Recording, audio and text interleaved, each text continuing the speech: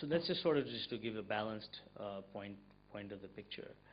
I think as long as Google continues to offer good services, people will use it. But it's very easy to go on the internet, as easy it is to type in google.com. It's very easy to type in something else. It's not that difficult to change. It's not like your cell phone that, if your Airtel card is not working and you want to change or get a new provider, it's difficult. You're going to get rid of your SIM card, get a new number. I mean, forget it. People are like, I'll deal with the bad service, right?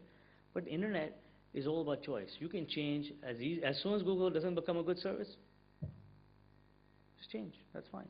So, that's why we're very neurotic to make sure that we offer the top line services, because we realize that if you think about how big Google became, how quickly it became this big and relevant into people's lives, it can be just the same amount of time that it doesn't, it becomes irrelevant, right? Before Google, there were other companies. There was Alta Vista, there's Yahoo, there's MSN Search. There's other companies that are still there. And, if you look at, I think we can all learn from the rise of Facebook. Facebook now has 300 million, I believe has 300 million registered users. 300 million registered users. And the company's not that old. So in the internet time, as I say, things can change very, very quickly.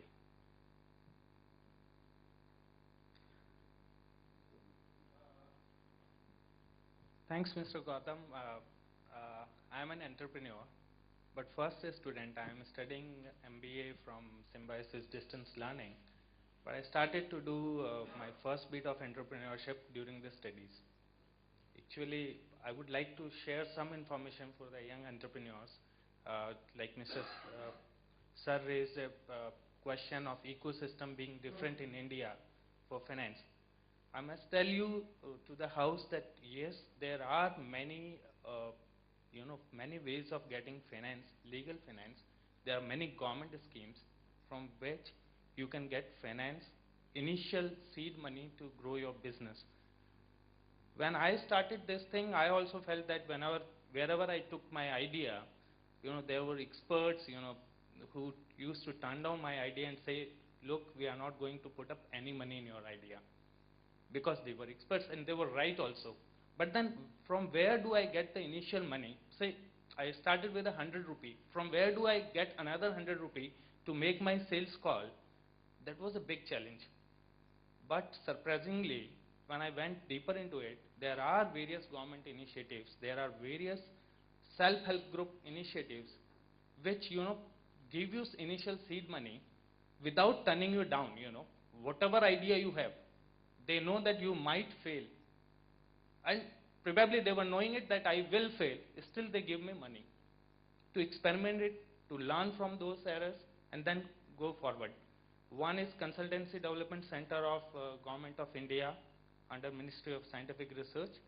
And for the students, all those students who are doing MBA, they provide approximately 10,000 rupees just for submitting your project report. So that 10,000 rupees can become an initial seed money for your. Another is National Small Scale Industries, CC, and various other, you just browse the Government of India websites, you'll find many ways of getting finance. What's your question? I just wanted to share the information because, I could sense, students. I think we should give you a big hand to you for this. It's very tough, and I'm glad you shared this information. And hopefully you can share it, and we can share it with all the other students, because it's very, very tough to get that, and the knowledge that you've learned, we should share with everyone in the class.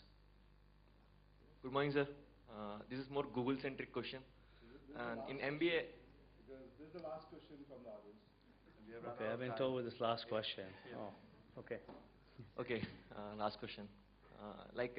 In MBA, we daily use Google for searching information, doing cut, copy, paste, doing assignments. Well, that's bad.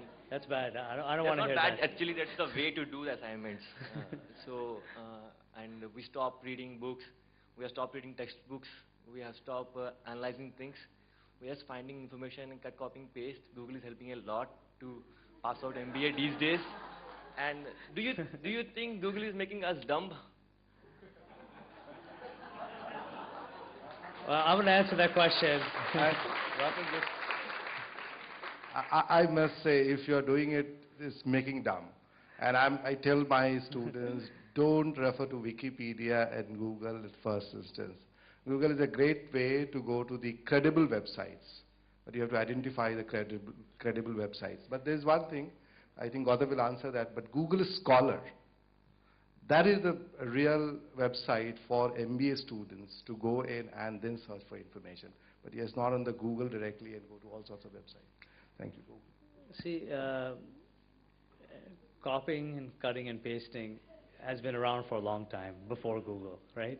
People did it in other ways. They copied other ones' assignments, they copied old papers and things like that. I mean, it's really up to you, you know.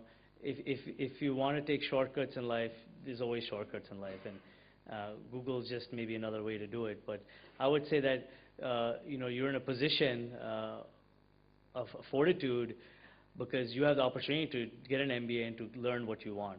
And if you choose not to, if you choose to copy and paste, it's actually your loss, you know, to be honest. Not many people get this opportunity to be in the shoes you're in. But I would, you know, encourage you to, you know, do your assignments. I mean, I can't really tell you to go to Google and copy and paste. And hopefully the professors can see that if everyone's copying and pasting the same thing, that something's happening. I've been told there's software for that, so you may want to be careful. Sure. I have seen Google doing a lot of things in Google Apps for education in US. Correct. So just want to request you that you also focus on India doing a Google Apps thing. Correct. It's We are very focused useful. on India as well. We just hired 2 people for the India office to focus on Google Apps for education in India. And if you have any requests, you can just talk to me after this lecture. So anyway, I just want to thank everyone for your time. It was a great session. I'm so glad it was interactive. I think you guys get a hand for yourselves, so thank you guys very much. It's really a pleasure for me to be here. I'll be here for another 10, 15 minutes. So if you have any other questions, you can come and talk to me personally. But thank you guys again. Thank you so much. Thank you very much, Gautam, for your interactive session. And you can have your questions with Gautam after this session. So we will have another session after that. Okay? Thanks. There's a tea break now. Okay, thank you. Thanks.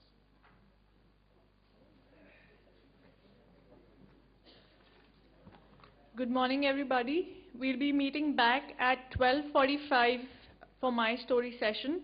We'll be having Mr. Navyog Monot with us.